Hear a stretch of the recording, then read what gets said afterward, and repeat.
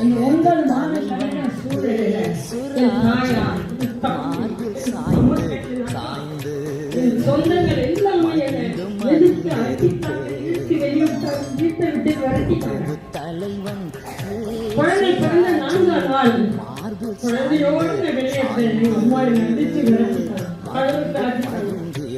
அந்த குழந்தைய வச்சுக்கணும் பட்ட பாடு.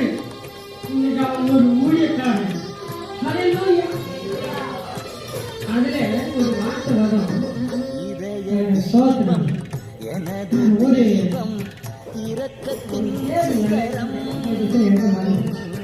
அந்த பெயர் உள்ள அந்த குழந்தைக்கு அந்த தாயார் துக்கம் முகத்தோட பார்த்தார்.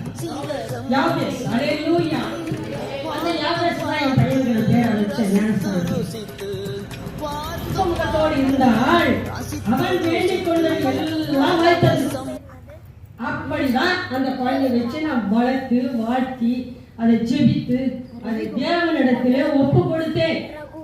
எங்க அம்மா சொல்லுது, ஆண் பிள்ளை பெற்றுட்டா இந்த ராஜ்யத்தை ஆள பிறந்திருக்குது. ஆனா அவன் புருஷன் மிர்ச்சிக்காரன் இல்லை, ஒரு வேலைக்காரன் இல்லை, ஒரு கூலிக்காரன் இல்லை. இவனை நம்பி இவன் இவ்வளோ பெருமை அடிக்கிறாங்க. இவ கையில ஒண்ணுமே இல்லையே.